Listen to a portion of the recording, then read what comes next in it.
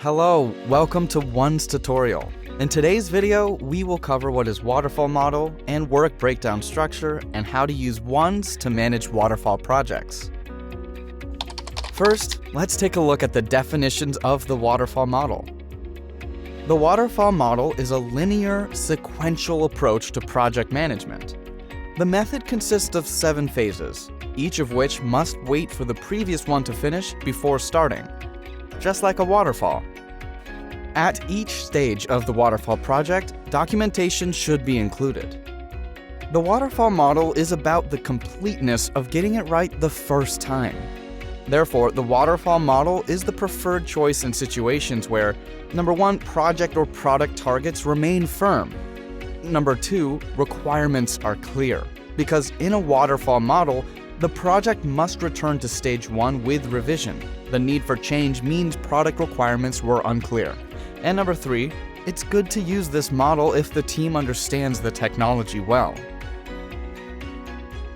The waterfall model has its pros and cons. The advantages of the waterfall model are, number 1, costs can be estimated with fairly high accuracy once requirements are defined. Number 2, the end goal can be set early. Before software development begins, the end goals are set and the project is detailed, making the needs and outcome clear to everyone. Number 3, phased development cycle enforces discipline. Each step has a clear start and finish, making progress easy to monitor. This helps to reduce any project slippage from the agreed timescales. And number 4, good information transfer. Documentation occurs at every waterfall stage. Waterfall prioritizes accessible information. This allows new team members to get up to speed quickly when needed. The disadvantages are, number 1, difficult to change. Waterfall does not allow the user's requirements to be changed. The project starts again from the first phase if the customer changes the requirements. This model lacks flexibility and increases the risk of developing. Number 2, delays in testing. Early bugs may be discovered later in the development process during testing, which can have serious consequences. Number 3, too much documentation. Too much documentation required between phases significantly increases the workload and cost of communicating across departments. Number 4, exclusion of end users and customers. Waterfall has very little focus on the end user or customer involved in a project. Now, let's see what is WBS. WBS refers to the work breakdown structure. A work breakdown structure is a hierarchical breakdown of all the work products that must be carried out by team members for a project to achieve its various deliverables, and ultimately to accomplish its objectives. There are 5 best practices of WBS. Firstly, follow the 100% rule. This means the WBS should contain 100% of the work defined by the project scope. Otherwise, deliverables will be neglected, or they will be mistakenly assumed to be completed. Number 2, use nouns instead of verbs. When developing a WBS, it is better to use nouns instead of verbs. This is a reminder to everyone that a project schedule is not a timetable or a to-do list. Rather, it is a framework for a project. Third, keep all elements mutually exclusive. Make sure tasks are exclusive, do not overlap. Try not to exceed 10 levels. Some experts say 5. Number 4, adequate level of detail. Don't get too granular. Enough detail is needed to plan, manage, and control the project. You may have reached the effective limit of WBS granularity if you cannot specify deliverables and the only details left are actions. In the WBS, work packages are the lowest level. Number 5, deliverables, not actions. Instead of actions, we should focus on deliverables. A deliverable is a predictable result, product, or service. Actions, on the other hand, are more difficult to predict. There are 2 main types of WBS, deliverable-based and process-based. They depend on whether you want to divide up your project in terms of time or scope. A deliverable-based WBS breaks down the project scope into smaller and more manageable deliverables. The upper level of this method is generally oriented towards the deliverables, and the lower level is generally oriented towards the work packages of the deliverables. Let us take the example of a shopping software development project. To break down the work, the deliverable-based method is used. The breakdown process is as follows. The first layer breaks down the software into different functional modules such as login, product search, shopping cart, and payment. The second layer takes payment as an example and breaks down payment into PayPal, Apple Pay, credit card payment, etc. The third layer further breaks down credit card payments, such as Bank A, Bank B, etc. A process-based WBS, on the other hand, defines the project scope of work in terms of process steps, for example, work phrases or functions. This method typically divides the upper level into project phases and the lower level into process work packages. For example, in the case of software projects, the first layer of the project is based on work phases. It has been broken down into project planning, requirements analysis, high-level design, low-level design, development, testing, and delivery. The second layer is the tasks involved. For example, requirements analysis into requirements development, management, and testing.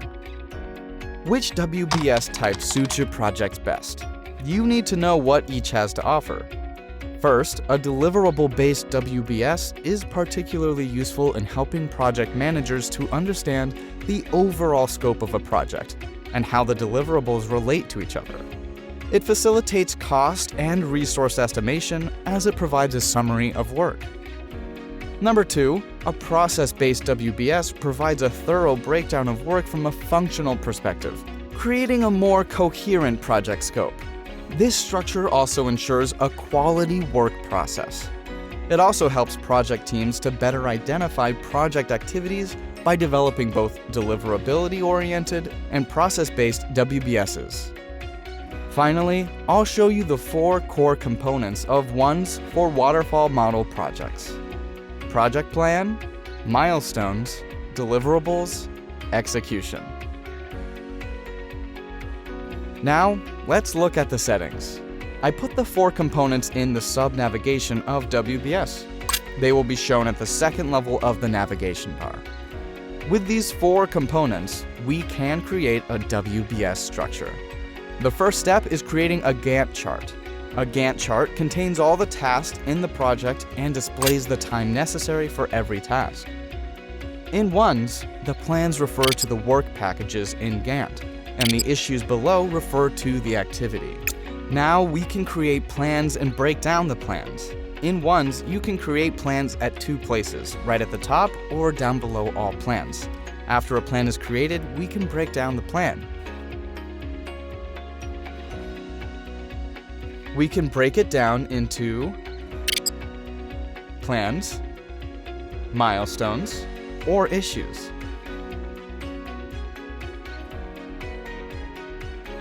Then, we'd need to define every issue. For example, the completion standard and quality required. Besides, every task should be appointed to one and only assignee. The second step is creating a milestone.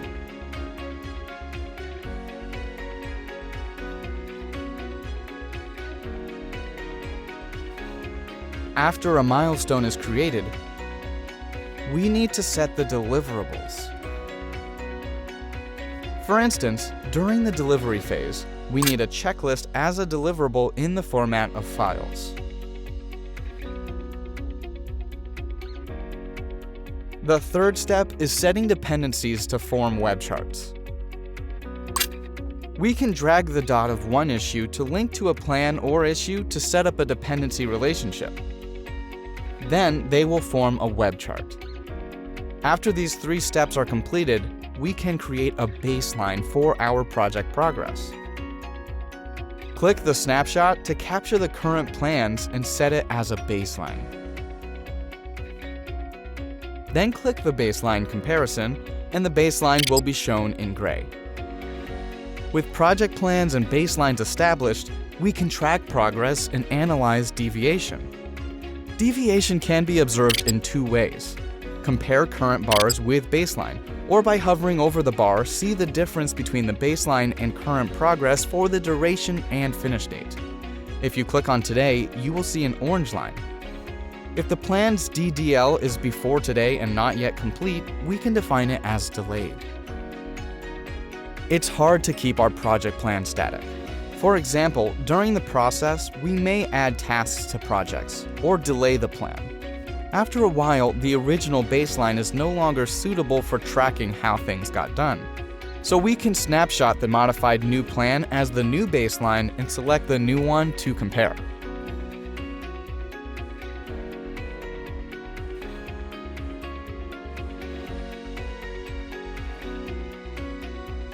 Historical snapshot comparison allows us to compare multiple snapshots to check content changes in 3 states: added or advanced, deleted or delayed, and changed. Another thing worth mentioning is the configure link. This feature allows us to link issues from other projects to our current project plan. For example, we are working on a large project and have assigned some of the deliverables we will eventually deliver to other teams. In this case, the other teams work on their projects, performing this work within their projects. We link this work to our plans so we can track these specific plans and issues within our project.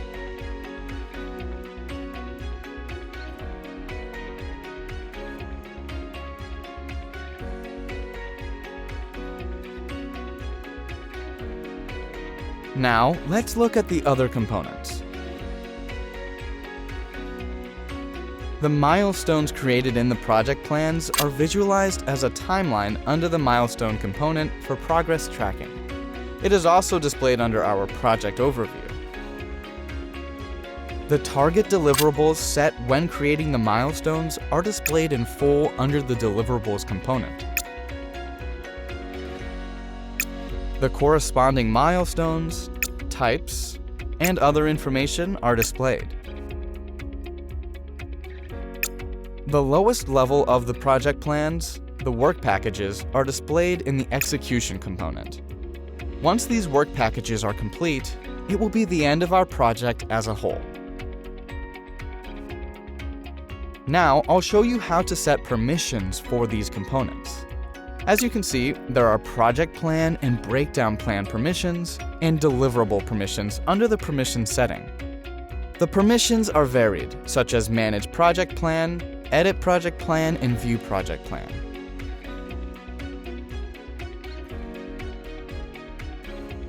We can give different permissions to different members, and the permissions are managed separately. For example, you can give the project manager permission to edit the plan, while project members can only view the plan. If the project manager changes the issues, adjusting the issue time and progress, the changed information is automatically synchronized with the project plan. Finally, let's have a quick look at the calculation logic. Taking this plan as an example, under this plan group we have 3 subplans. Under QA environment subplan, we have 2 specific tasks, with the progress at respectively 20% and 80%, and they lead the QA environment progress to 48%. Then, these 3 subplans lead the environment setup to 83%.